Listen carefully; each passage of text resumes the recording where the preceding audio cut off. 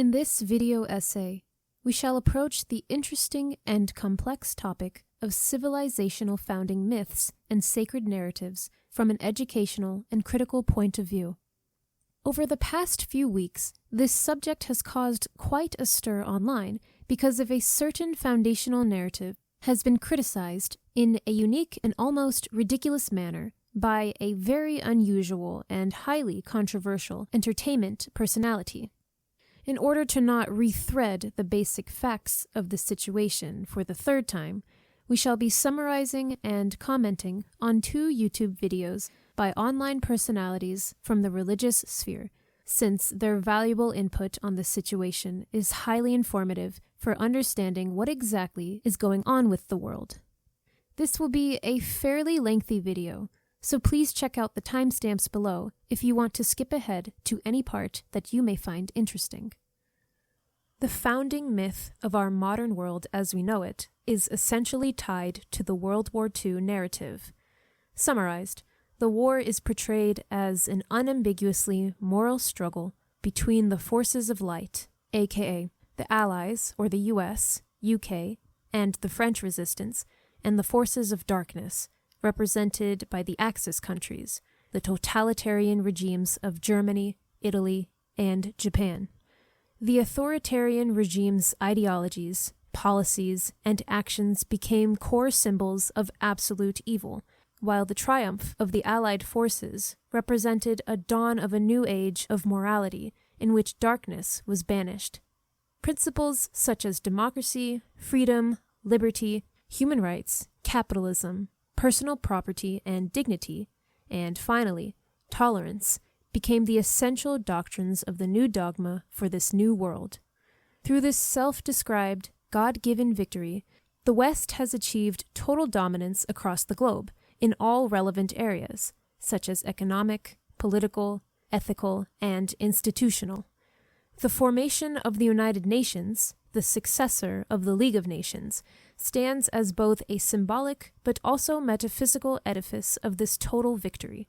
The UN, a supranational organization that was created with the express purpose of bringing order to the chaos of international relations, with its headquarters in New York, will now act as a higher court of appeals for the various nations on Earth, now united under one global institution in which discussions, debates, and dialogue will replace antiquated resolutions such as war or other violent means of solving disputes. Moreover, the heroism of the Allies is immortalized through the odes upon odes dedicated to the victors who are seen as the liberators of Europe from evil and the brave defenders of Western civilization and its values. Battles such as one for Britain, Al Alamein, Operation Market Garden, Midway, and obviously D-Day were immortalized in the post-World War II literature, discourses, education, and cinematography as great feats of Western achievement and dominance, taking on the mantle of protectors of Eurocentric political systems. Thus, these battles join the select club of other famous battles from history, such as the Battle of Marathon, Gaugamela, Tours, Lepanto, the Reconquista, or the Crusades, that have been praised as essential for the survival of Europe and its values, from Greco-Roman institutions and philosophies to Christianity and honor-based chivalry, and, finally, the Renaissance, Enlightenment, and the Industrial Revolution. Furthermore, the collective sacrifice of the nameless soldiers that have sacrificed their lives on the battlefield are given places of great honor within this new system of values, as monuments dedicated to the common man were being erected. The cult of soldier veneration was also supplemented with the ever-growing cult of the victorious war leaders, Franklin Delano Roosevelt, Winston Churchill, and Charles de Gaulle, who have achieved an almost mythological status, being placed alongside Alexander the Great, Julius Caesar, and Napoleon. But every positive aspect of a story has a negative element connected inextricably to it. World War II is also remembered as a conflict with unspeakable atrocities, unjustified ideological beliefs, and a battle against reason itself, in which the evil empires, Germany, Italy, and Japan, representing a total moral blackout, were threatening not only their adversaries in the global conflagration, but also life itself. Due to these grave reasons, the Allies banded together with the Soviet Union, an ideological adversary and uneasy international partner, in order to take down the greater evil, the authoritarian regimes threatening to enslave or end the millions of lives of people around the globe. Thus, the war waged by the Allies was not only just and moral, but, in addition, the only possible solution to the threat of total annihilation. The German, Italian, and Japanese regimes, branded as evil due to their crimes against humanity, especially those committed against the Jews, had to be stopped at any cost, which is why the Allies had to resort to using unconventional and controversial strategies, such as using nuclear weapons and hydrogen bombs on Japan, and heavily bombing populated German cities, such as Dresden, that took the lives of many people. The sacrifice was deemed to be worth it in order to eliminate the evilest regimes in existence. Additionally, the role played by the Soviet Union, which after World War II would shortly replace Germany as the main promoter of evil in the world, was downplayed in favor of the operations that took place in Western Europe and Far East Asia, in which the U.S. was the main star. The American exceptionalist doctrine, which was deeply ingrained in the United States political system, was morphed from its isolationist and non-interventionalist principles to become the de facto peacekeeper and guardian of the new global order, following the implementation of the United Nations Charter. In conclusion, the post-World War II narrative and mythology highlights a new world conceived in the glory of the Western forces' victory against the evil that threatened to extinguish the light of the entire world. Following that titanic victory, the new global establishment moved from war as a means of resolving conflicts to peaceful and thoughtful discussions within the UN conferences. Good prevailed over evil, and law and order reigns across the world. Peace, even if imperfect, has been mainly achieved, and democracy, with all its core principles, such as personal freedom, civic liberties, and fundamental human rights, has triumphed over the authoritarian regimes, and people now live in a moral, international landscape. The only problem with this detailed overview is that, well, it's not exactly true. In order to explain what is precisely wrong with the early portrayal of the post-World War II mythology, we shall first analyze two extremely relevant YouTube videos on this topic. They are Jonathan Pageau's The World War II Consensus is Breaking Down and The Veil of World War II is Breaking by Pageau and Blonski. These two videos will help us understand why the standard narrative is collapsing. How do we know that it's collapsing? Who is the herald of the collapse? And finally, what does it mean for us? Jonathan Pageau begins his video with one of his catchphrases: "When the world is upside down, watch the fool." The fool in this scenario is not meant as an insult, but was a historical role, the jester, that existed in the courts of kings and emperors that had the role of amusing their sovereigns. Pageau expresses the idea that the fool acts as a tuning fork that reveals the tensions and transitions within our civilization between. They had the time to fully materialize for all of us. The famous rapper Kanye West is believed by Pageau to play the contemporary role of the fool, whose erratic public behavior embodies the emerging cultural contradictions previously mentioned that reveal, in an unconventional way, the future.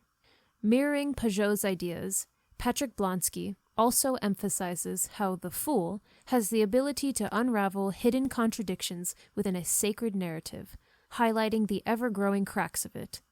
The presence of the jester characters breaks the veil on the post-World War II mythology and exposes its flaws for everybody to glance at them.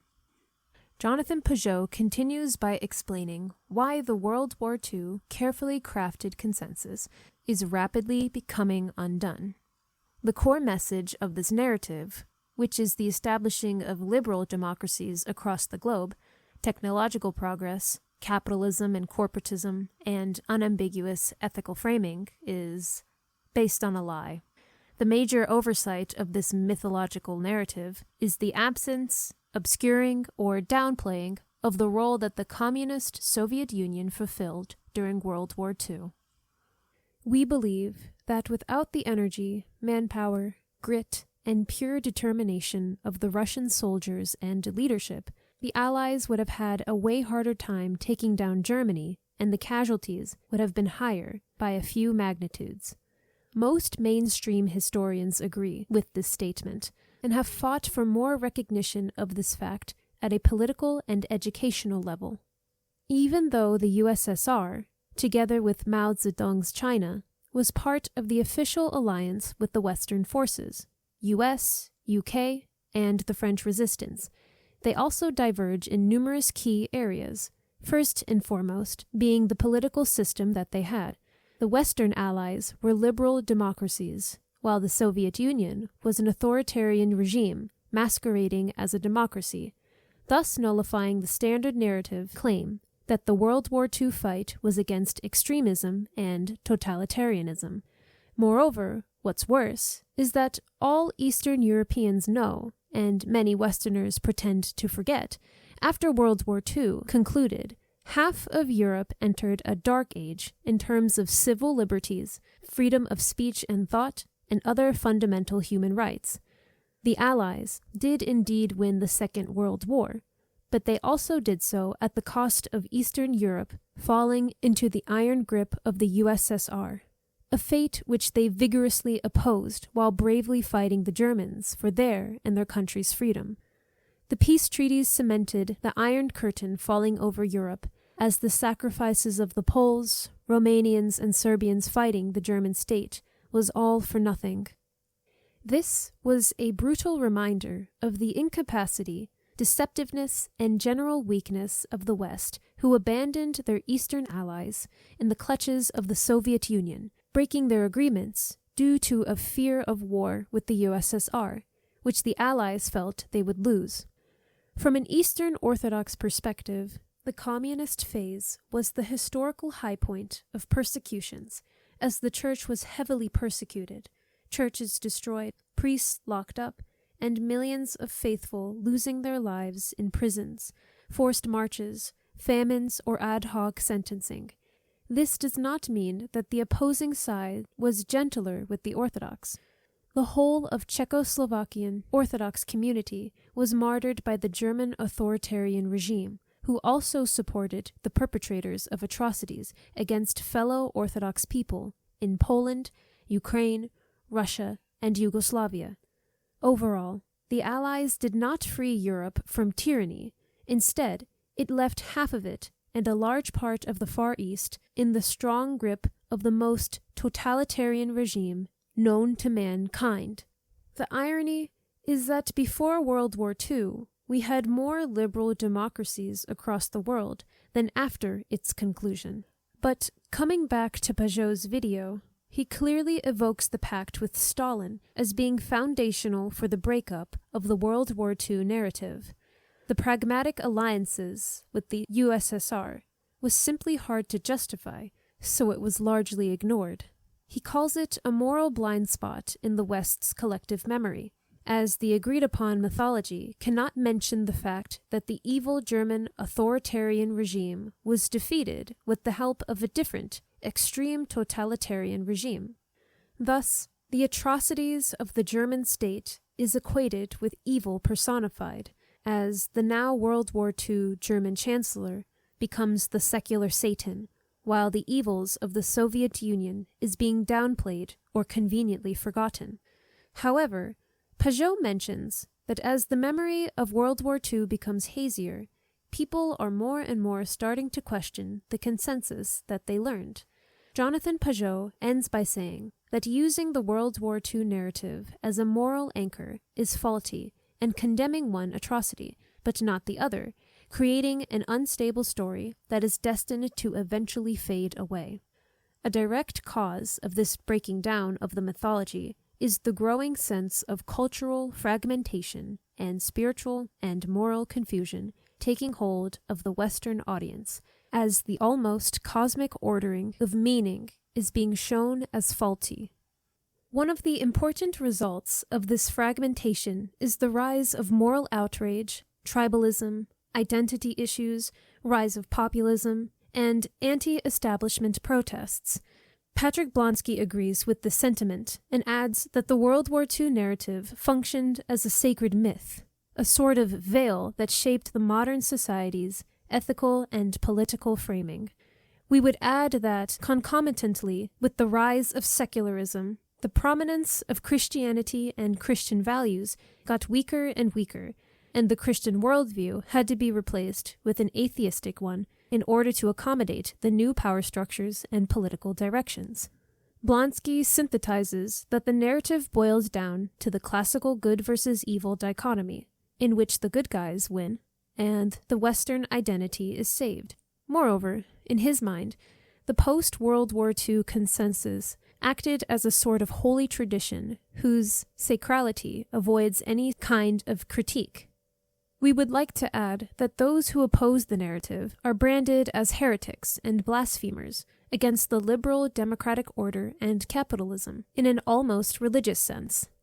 Furthermore, Blonski notes that there is growing skepticism across the Western world as more and more people have started to challenge elements of the official story and point out inconsistencies.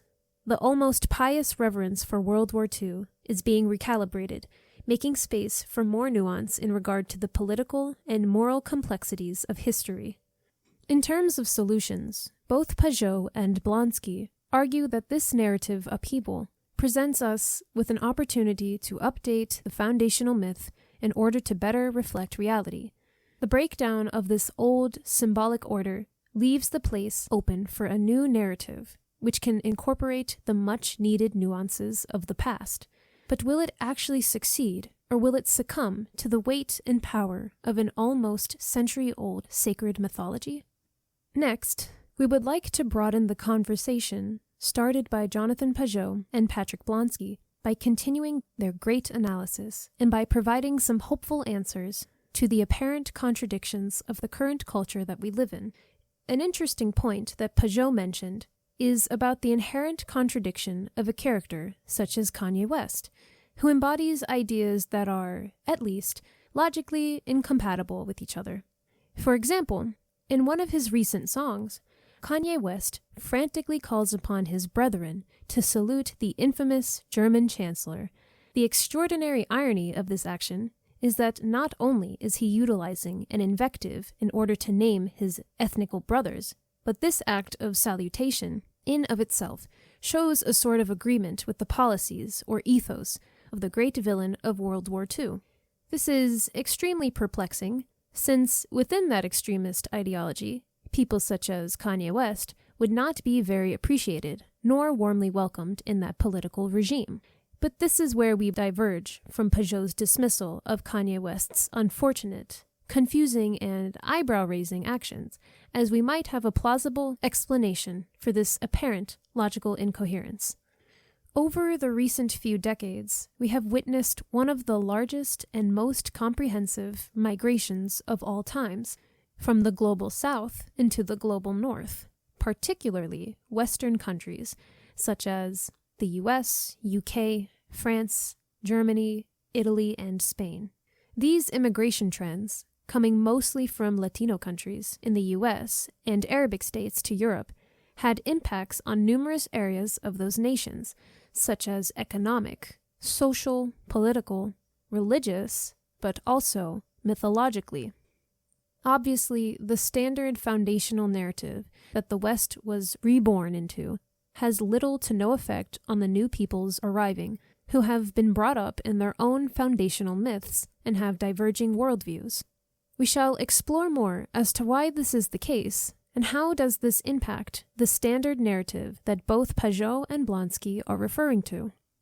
The shared past is not remembered by the newcomers in the same manner as the natives do, because of the lack of passion and emotion invested by the generations of people experiencing those tragic events and transmitting them further down the line to their children and to their children's children. Just like how the battle against decolonization in the former colonies of Africa does not elicit strong feelings from Europeans, the same can be said about non-Europeans' experience with the World War II narrative, as even though their ancestors participated in the global conflagration to some degree, the personal involvement was not at the same level as those who were living in Europe, in the heart of the conflict. We want to make this clear. It is not about lack of knowledge or information, or even about a lack of empathy or sympathy with things that have happened. It is also not about not being able to relate to bad events. It is mainly about a fundamental disconnection with those events due to a lack of genuine and personal emotional attachment regarding them. For example, living in poverty and empathizing with people that live in poverty are two different experiences. The latter can understand the former without having the same level of attachment as them. Moving forward, and speaking more precisely, the mostly Muslim and Arabic newcomers in Europe do not share the same view in the World War II consensus as the native Europeans, and this has two main effects.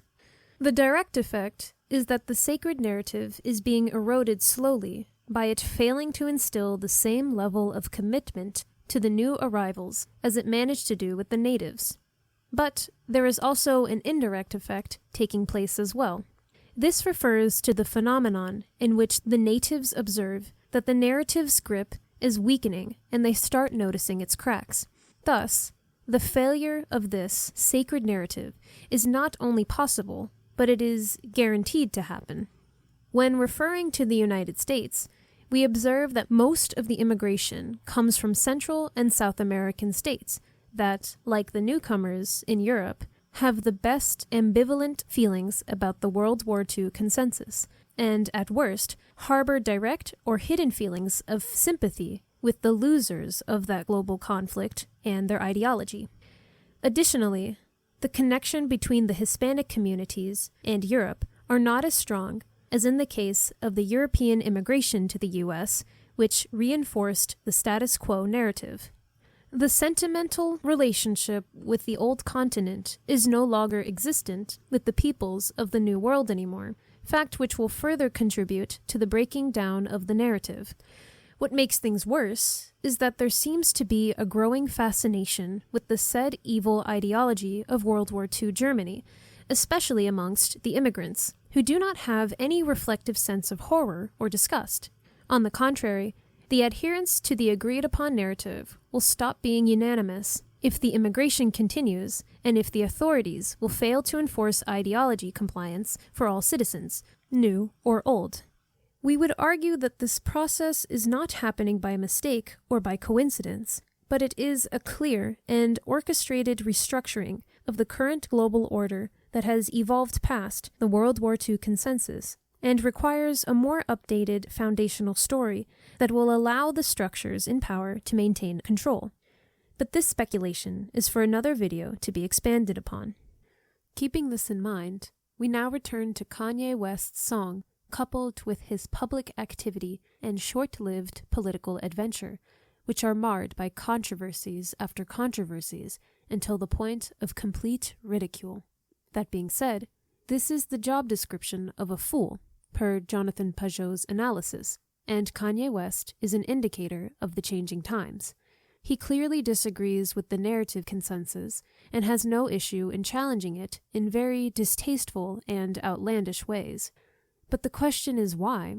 We would argue that even in the case of long-term American populations, such as the African Americans and the Hispanic Americans, the mythology of World War II did not take hold of their spiritual and emotional psyches in the same way it took hold of European descent Americans, who were involved in the war not only materially, but also metaphysically.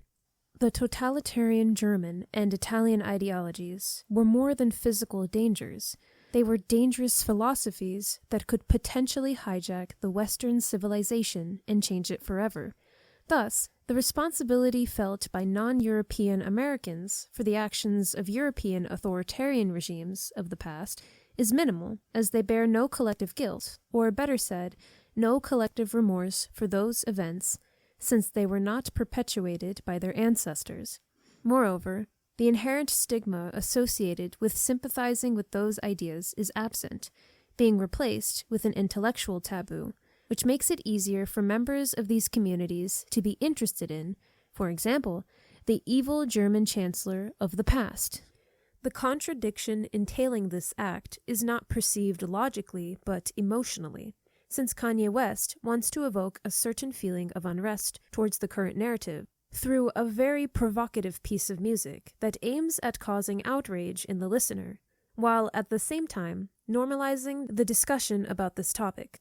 In a way, he is creating his own mythology, his own foundational myth, which, as per the official World War II consensus, Kanye West leaves out relevant aspects of historical events in order for the story to be more simplistic and easier to digest. In a very ironic way, he does the very thing that the global consensus did as well, picking and choosing what we like to be remembered and forgetting about the rest. While we consider that this does not even need to be mentioned, obviously the authoritarian German ideology would not like him or his people very much and would persecute them.